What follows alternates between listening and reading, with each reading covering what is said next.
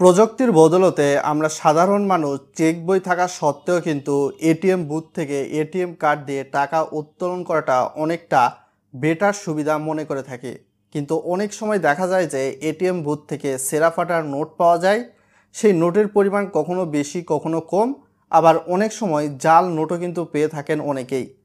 তো এক্ষেত্রে দেখা যায় যে এই জাল নোট ব্যবহারটা আপনার কাছে রাখা দুটোর জন্যই কিন্তু ক্ষতিকর হতে পারে।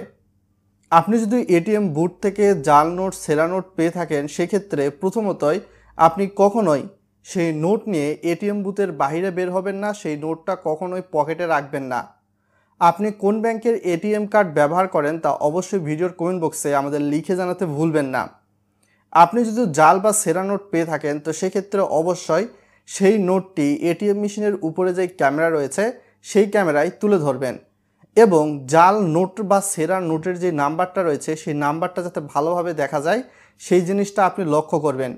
এছাড়া এটিএম বুথে কিন্তু সিসিটিভি ক্যামেরা থাকে, 24 ঘন্টায় কিন্তু মনিটরিং করা হয়। তো সেই সিসিটিভি ক্যামেরায় কিন্তু সেই নোটের নাম্বারটা দেখাবেন, নোটটা দেখাবেন। নোটের পরিমাণ যদি একাধিক হয় তাহলে একাধিক নোটই কিন্তু দেখাবেন।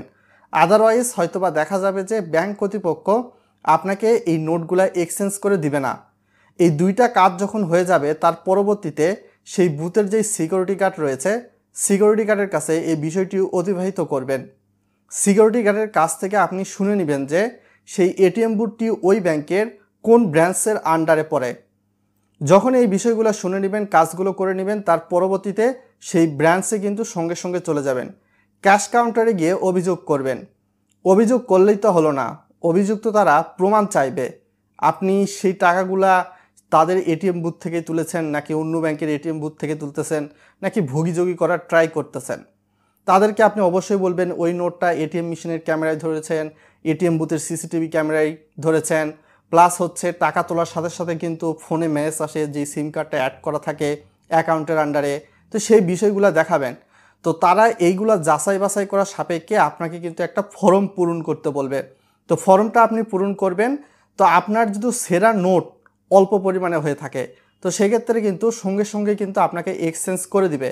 তবে যদি দেখা যায় যে ছেঁড়া নোটের পরিমাণ বেশি হয় কিংবা বিভিন্ন ক্ষেত্রে দেখা যায় যে নোটে বেশি বেশি ছেঁড়া ফাটা রয়েছে, তো সেই ক্ষেত্রে আপনাকে ফর্ম পূরণ করতে হবে।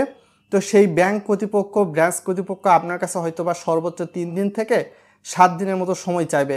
তার পরবর্তীতে আপনি হয়তোবা ব্রাঞ্চে গেলেন নির্দিষ্ট সময় পর, তো সেক্ষেত্রে সেই টাকাগুলো কিন্তু আপনি এক্সচেঞ্জ পেয়ে যাবেন। এটা তো গেল ছেঁড়া ফাটার নোটের বিষয়ে। তবে আপনার নোটটা যদি ছেঁড়া ফাটা না হয়ে জাল নোট হয় তাহলে আপনার করণীয় কি? উপরের স্টেপগুলো অনুসরণ করার পাশাপাশি অবশ্যই ব্যাংকের ব্রাঞ্চে যাবেন। ব্রাঞ্চে গিয়ে তাদেরকে সম্পূর্ণ অভিযোগ দিবেন এবং আপনার যে প্রমাণগুলো দেখানোর কথা বললাম তাদেরকে সেই বিষয়গুলো বলবেন।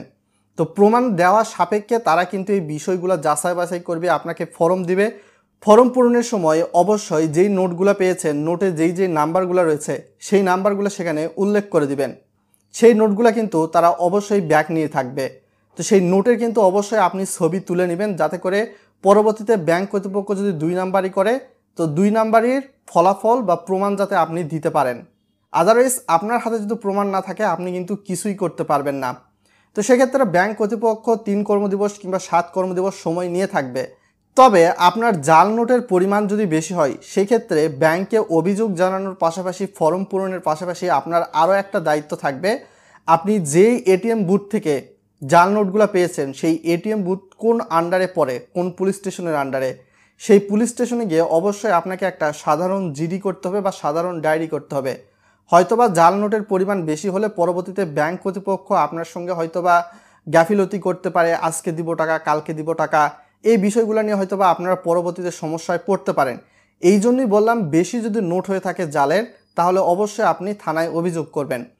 ভিডিওটা কিন্তু খুবই ইনফরমেটিভ, ভিডিওতে লাইক দিয়ে বন্ধুবান্ধবের সঙ্গে শেয়ার করবেন। উপরোক্ত বিষয়গুলো যদি আপনি অনুসরণ করেন তাহলে আপনার কাছে ছেঁড়া টাকা আসুক, ফাটা টাকা আসুক বা জাল নোট আসুক, যেটাই আসুক না কেন, তাহলে কিন্তু আপনি এই সমস্যা থেকে সমাধান পেয়ে যাবেন এবং টাকাগুলো কিন্তু এক্সচেঞ্জও পেয়ে যাবেন। আদারওয়াইজ হয়তোবা দেখা যাবে কোনো স্টেপ অনুসরণ না করলে আপনি আপনার টাকাগুলো নিজের ভুলেই নিজের কাছে আবার ফেরত পাবেন না।